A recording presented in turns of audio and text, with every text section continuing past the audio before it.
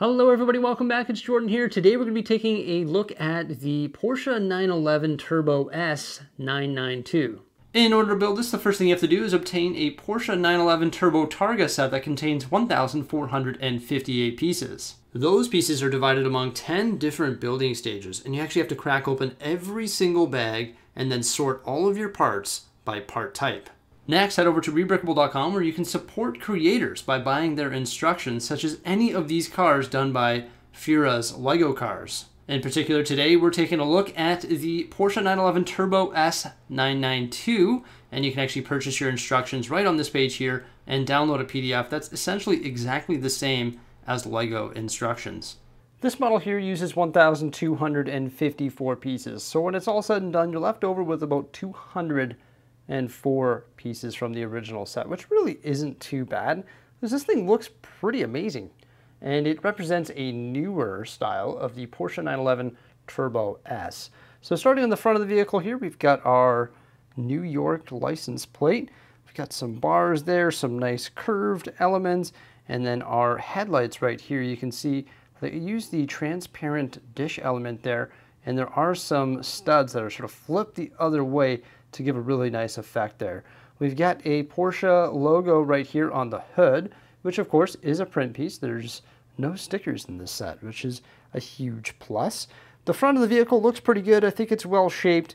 I definitely like it. You can tell that it is an alternate model because, you know, things aren't going to flow as nicely compared to the original model as they do, you know, here, just because it's an alternate model. So the designer is sort of limited to the parts that are available in this set. And of course, we're going to have a look at the original model and compare it with this one here. And we'll also compare it to the Lamborghini Countach as well, because believe it or not, that's an alternate model of this original Porsche set as well. And that's done by the same designer. So I really like how we've got, you know, the wheels here that are sort of framed with these curved tiles here. And you can see that sort of runs down the side of the vehicle all the way to the back there, where we have those custom pieces that were made specifically for the original Porsche. Also, the hood does open up here, and it's just this section right here that has these large curved slopes, and then the 2x4 tiles in the back there. So it'll pop open just like that there. Not really any detail. It's missing an engine, of course, because the engine is in the back, and of course that opens up as well, and we can have a detailed look at the engine. But it's nice that that does hinge open there. So that's good.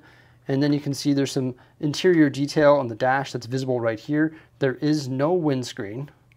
Okay, so there's no windscreen at all there. But it's framed at this unique angle using these 1x4 tiles and also these curved slopes there. And they're at that unique angle because they're actually held in spot with a jumper right down there, and then there's an interesting connection point, and you can actually remove this whole roof piece. So when you remove that, I'll show you the connection point there. Then you can see there's the turbo print piece just right there, along with some more of those curved slopes to represent the roof panel there. The doors will open up. There's a nice friction actually. You can see it closes just like that there.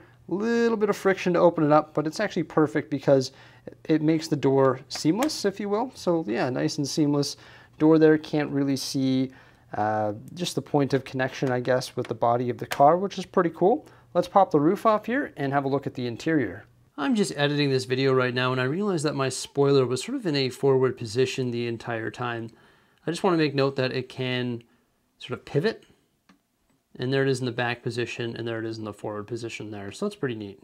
So this is the underside of the roof. You can see those connection points that I was talking about right there. So those will actually connect to these 1x2 plates right here, the modified ones.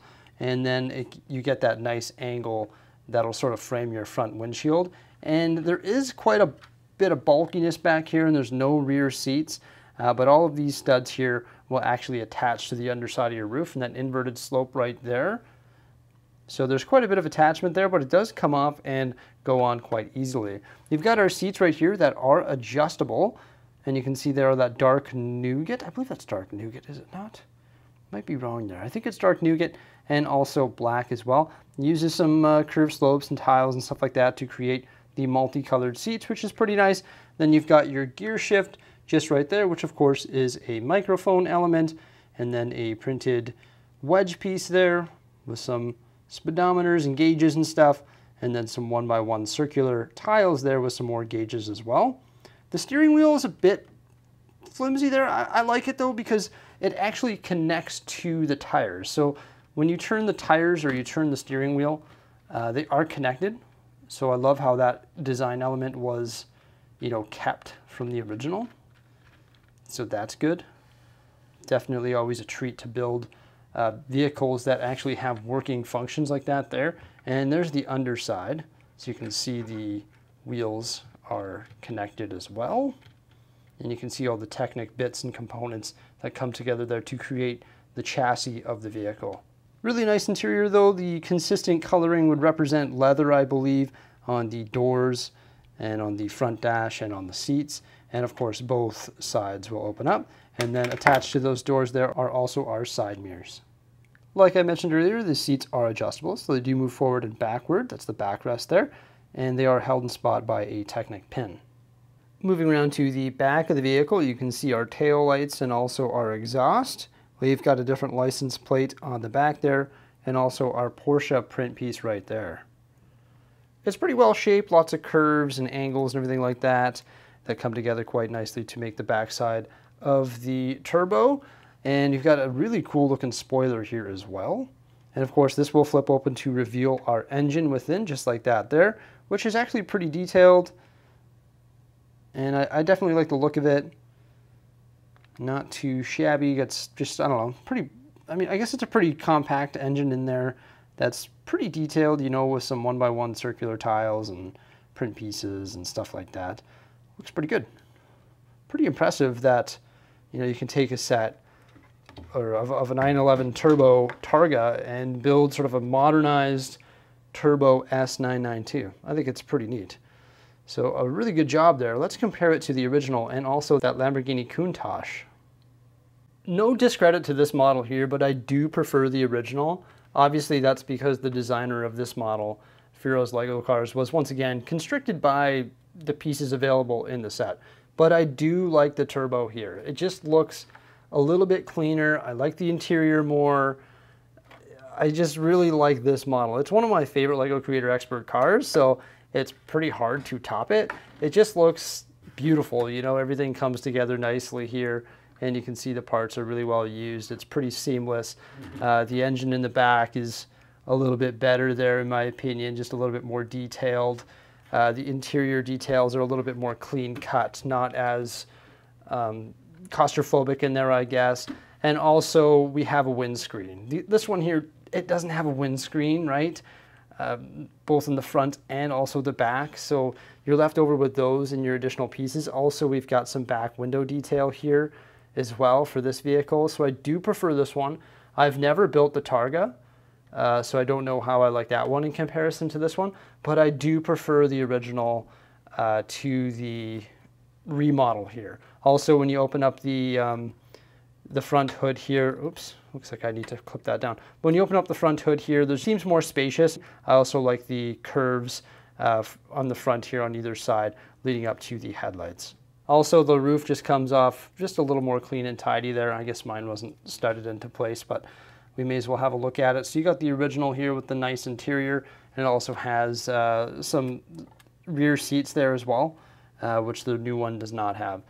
But once again, no discredit to this design. It looks really good, and obviously they're going to look really good on a shelf together. Overall, I just think the original is better. But if you want to have both models, like an older Porsche next to a newer Porsche on your shelf, then this is definitely a good way of doing that. However, with that said, I definitely do recommend the Lamborghini Countach model. It is awesome. I actually prefer this alternate build to this alternate build, just because it's so different, you know? When you look at this, it looks pretty similar to this. Obviously, it represents a newer version of this, but when you look at this, you're like, what? How did you create this from that? That is insane. I love the doors and the fact that there's a windscreen and the back engine covering and just the way all the angles and stuff come together to create this brilliant model. So I think this one is pretty cool, and I almost like this one more than this one here. And of course, all of these are done by the same designer because he specializes in making Lego cars. And I just really like the look of the Countach. It's really cool. So there we go. I'm definitely pretty happy to have the Turbo S in the collection. I think they look pretty nice. I don't know, having them all side by side on the shelf together might look a little bit too white. You know, there's just too much white side by side. But I don't know, it's gonna be cool when we place them on the shelf and be like, wow, look at this. This is this and this. That's so cool. So big shout out to the designer. Thank you so much for providing the instructions on rebrickable.com. And what a great experience that was. Highly recommend it, especially the Countach. It's fantastic. If you're a Porsche fan and you want to try and build something different using the same parts as this, then I recommend this one as well. Everybody, thank you so much for popping on by. Remember to like, subscribe, and stay tuned. Farewell.